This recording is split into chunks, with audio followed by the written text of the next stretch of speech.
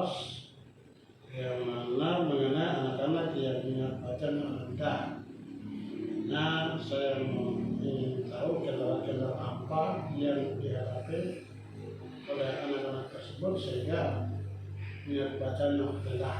Ya, saya minta masukan dari Bapak dan Ibu Guru. Mungkin saya mendengar Pak Garis Kemudian yang menyampaikan tentang minat bacanya rendah kenapa.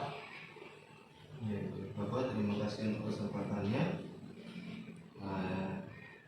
Pada saat kami melakukan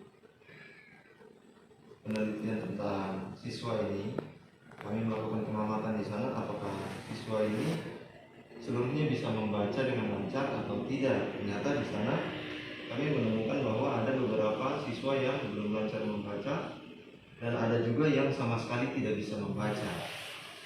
Nah, di sini untuk kendala bagi yang kurang lancar membaca, Bapak, setelah saya bertanya,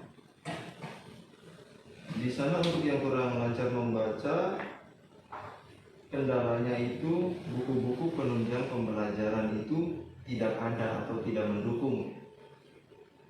Ketika kemarin kami sudah melakukan kegiatan pengetesan di kelas, penyampaian dari siswa itu, Pak Guru, saya tidak punya buku bahan bacaan di rumah. Kemudian saya bertanya, kalau media lain selain buku, misalnya penunjang yang lain, televisi begitu, anak itu juga dia bilang tidak ada, Pak Guru. Kemudian saya menyampaikan pada dia, tetapi kalau seandainya di rumah ada buku-buku bahan bacaan lain atau bukan buku yang mengandung pembelajaran, buku yang sifatnya adalah buku hiburan, ada toh, yang dia bilang ada. Nah, itu bisa dipakai untuk penunjang pembelajaran sementara waktu, walaupun tidak mengandung pengetahuan di dalamnya, hanya sekedar untuk merangsang supaya siswa itu dia lebih lancar dalam membaca. Nah, kemudian ini untuk yang siswa yang tidak pernah ke sekolah atau memang dia tidak bisa sama sekali membaca. Untuk yang tidak bisa membaca ini terdapat kendala pada faktor tempat tinggal siswa dengan orang tua yang jauh sehingga tidak ada pengawasan dari orang tua. Nah, pada saat siswa ini belum beranjak ke tingkat SMP, pada saat di SD dulu dia berada di kampung bersama orang tuanya. Nah, dia berada di kampung bersama orang tuanya, tetapi orang tuanya ini bekerja sebagai petani. Dan orang tuanya itu meninggalkan dusunnya itu untuk tinggal di kebun. Nah, si siswa ini dia tinggal di rumah sendiri. Sehingga sekalipun ia pergi ke sekolah, dia pulang, orang tuanya tidak pernah bertanya, apakah di sekolah tadi kamu belajar atau tidak, begitu. Orang tua secara langsung tidak mengontrol kegiatan dari siswa ini. Itu yang pertama. Kemudian yang kedua, faktor buku penunjang dan guru yang kurang memperhatikan kemampuan membaca siswa. Nah, ketersediaan buku di tempat dia bersekolah itu sangat kurang. Dan siswa itu berkata bahwa kami juga ke sekolah itu jarang, Pak Guru, karena guru juga jarang di tempat.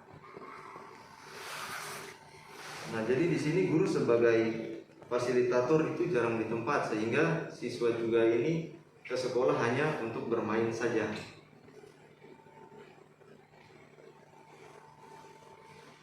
Kemudian untuk faktor berikutnya, faktor buku penunjang.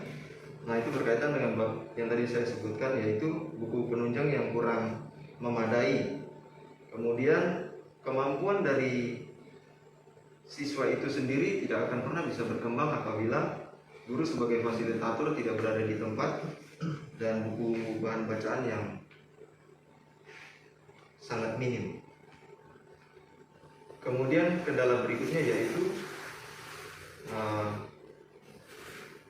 siswa ini ketika ia sudah mengetahui bahwa ia punya kemampuan untuk membaca belum maksimal setara dengan teman-teman seumurannya, dia ketika ingin ke sekolah dia merasa bahwa aduh, saya percuma saja ke sekolah, saya tidak bisa membaca.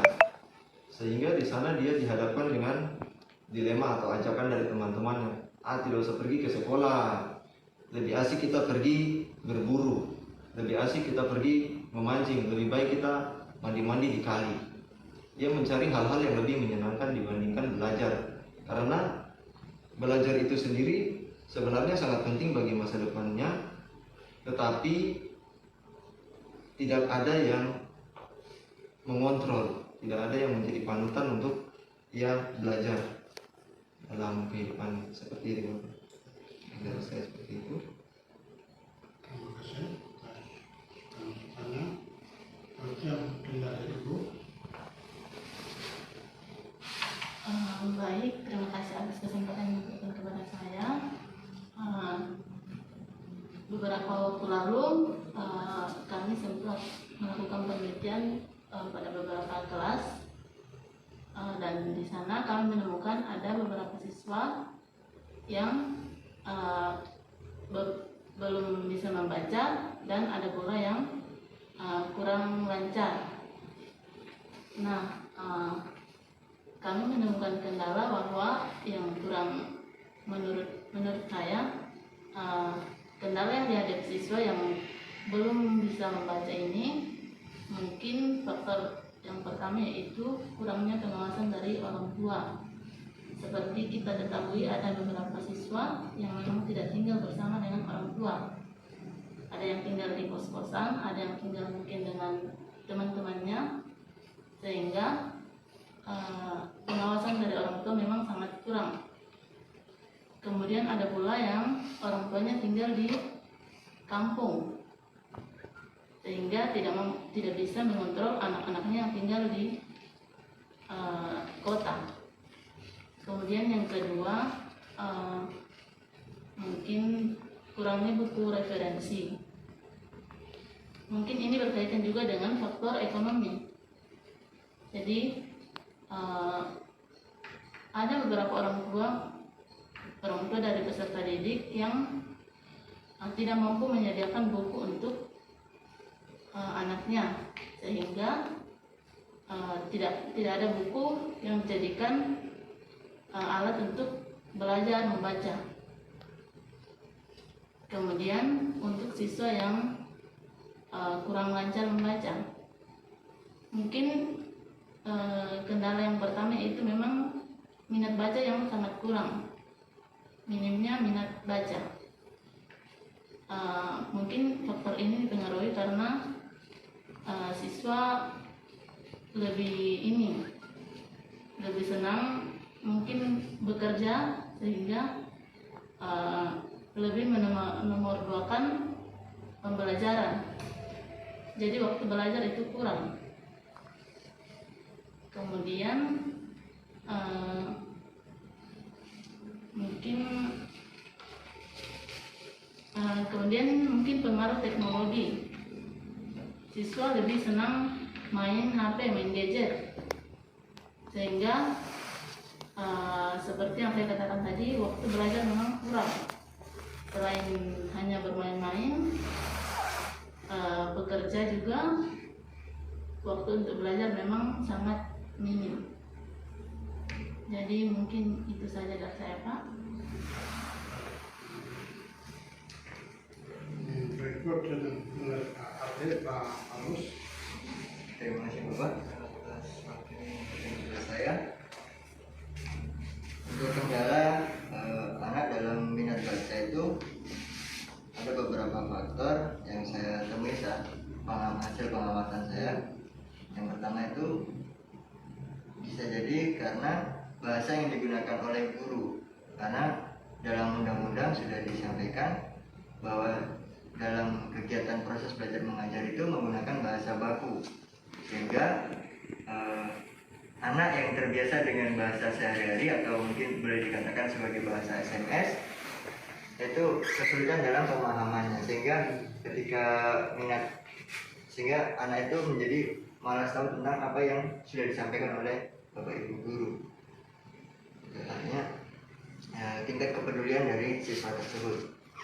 Kemudian yang berikutnya mungkin sama dengan teman-teman, hanya di sini mungkin perlu ditambahkan lagi kurangnya fasilitas baca untuk merangsang anak di sekolah. Dalam artian di sini di perpustakaan, sehingga untuk penggalian minat baca itu bisa digali lebih dulu dari perpustakaan. Misalnya perpustakaan dapat menghadirkan buku-buku, mungkin hobi anak misalnya hobi anak tentang motor. Nah, bolehlah mungkin di perpustakaan ada buku-buku juga yang berkaitan dengan motor seperti itu. Atau mungkin anak hobi memancing, mungkin ada juga kategori-kategori teknik-teknik memancing yang seperti apa, mungkin seperti itu. Atau mungkin dia suka komik, mungkin perlu juga dihadirkan buku komik. Artinya untuk merangsang terlebih dahulu sehingga anak itu dapat berpikir, oh kenapa bisa begini ya, seperti itu. Sehingga sekolah mampu mengakomodir kekurangan-kekurangan itu dari buku-buku istilahnya untuk perangsang minat baca itu. Kemudian faktor kebiasaan, mungkin dalam artian di sini faktor kebiasaan ini siswa belum menyadari kewajiban dari seorang siswa. Jadi mungkin kontrol dari keluarga belum ada, sehingga anak itu diizinkan bebas lah, istilahnya dalam artian bebas dalam memilih tindakan-tindakannya, kegiatan-kegiatannya. Padahal di sini seharusnya kan dia harusnya belajar, misalnya ketika ada PR dia harus mengerjakan, kemudian untuk mencari tahu lebih itu belum ada. Kemudian yang berikutnya, pada saat ini kita sedang kena ya istilahnya wabah, yaitu bencana non alam, yaitu corona, sehingga kami hanya memberikan ringkasan terhadap kepada siswa. Nah, sedangkan ringkasan-ringkasan ini yang mungkin misalnya kurang jelas karena berupa ringkasan saja, sehingga anak-anak masih belum jelas untuk ilmu yang didapatkan. Kemudian si anak juga kendalanya mungkin si anak belum memahami tentang manfaat untuk membaca. Jadi apa sih, padahal kan kalau seandainya anak itu ada terjadwal membaca, setiap di kelas ada saya sampaikan luangkan waktu untuk minimal 30 menit saja. Terserah membaca dalam 30 menit itu membaca entah itu 1 lembar kah, 2 lembar kah, atau mungkin 1 bab. Karena ketika dia sudah terbiasa dengan, mungkin hari ini dia belajar membaca 1 paragraf, kemudian penasaran, akhirnya kan ketika ada rasa keingintahuannya tinggi, maka dari 1 paragraf itu mungkin akan bisa jadi 1 lembar, bisa jadi 1 bab, bisa jadi 1 buku.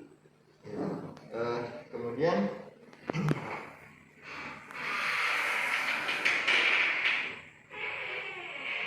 ini pendampingan secara khusus.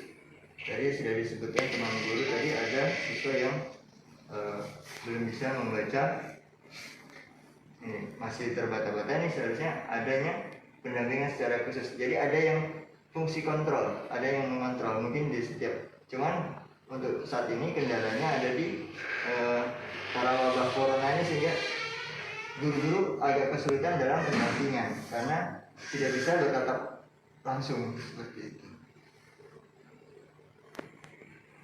Nah, kemudian ada juga yang satu ini mungkin ini menjadi kendala di dalam kelas. Ketika si anak ada pertanyaan, dia ada rasa segan, ada rasa takut dalam bertanya kepada guru.